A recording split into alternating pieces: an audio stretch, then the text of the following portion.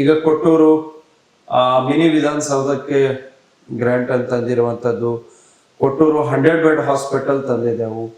ಆಮೇಲೆ ಮರಿಯಂನಲ್ಲಿ CHC ಆಗಿ ಪರಿವರ್ತನೆ ಆಗಿದೆ, PHC ಇದ್ದಿದ್ದು. ನಂತರ ಚಿಲಕನಟ್ಟಿ PHC ಮಾಡಿದೆ. ಮತ್ತೆ ಅನೇಕ ಯೋಜನೆಗಳನ್ನು ಕೂಡ ಇಲ್ಲಿ ನಾವು GTTCಗೆ ಸುಮಾರು 20 ಕೋಟಿ ವೆಚ್ಚದಲ್ಲಿ ಮರಿಯಂನಹಳ್ಳಿಯಲ್ಲಿ ಆ ಕಾರ್ಯವನ್ನು ಕೂಡ ನಾವು ಪ್ರಾರಂಭ ಮಾಡಿದ್ದೇವೆ. ಪ್ರತಿ ಗ್ರಾಮಕ್ಕೆ ಕನಿಷ್ಠ ಅಂತ ಹೇಳಿದ್ರೆ 50 ಲಕ್ಷಕ್ಕಿಂತ ಕೆಳಗೆ ಕೊಟ್ಟಿಲ್ಲ ನಾವು ಅನುದಾನವನ್ನು. ಕನಿಷ್ಠ ಅಂದ್ರೆ 50 ಲಕ್ಷ ರೂಪಾಯಿ.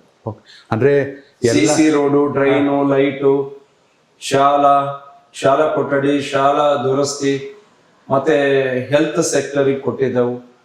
ಆ ಥರ ನನ್ನ ಕ್ಷೇತ್ರದಲ್ಲಿ ಪ್ರತಿ ಗ್ರಾಮಕ್ಕೂ ಕೂಡ ನಾವು ಅನುದಾನ ಕೊಡುವಂತ ಕಾರ್ಯವನ್ನು ಮಾಡಿದೆವು.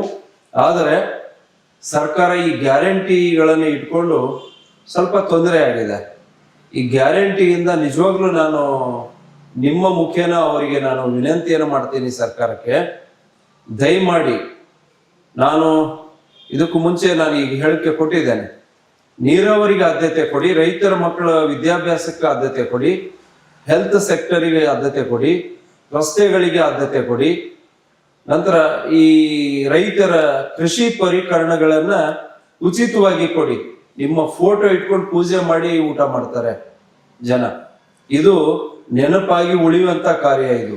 ಇವು ಗ್ಯಾರಂಟಿ ನೀರಿನಲ್ಲಿ ಹೋಮ ಮಾಡ್ದಂಗೆ ಆಗತ್ತಷ್ಟೇ, ಅದರಿಂದ ಏನು ಉಪಯೋಗ ಅಂತೂ ಏನು ಆಗೋದಿಲ್ಲ. ಇದು ಅದಕ್ಕಾಗಿ ತಮ್ಮ ಮುಖೇನ ಸರ್ಕಾರಕ್ಕೆ ನಾನು ವಿನಂತಿಯನ್ನು ಮಾಡ್ತಾ ಇದ್ದೀನಿ.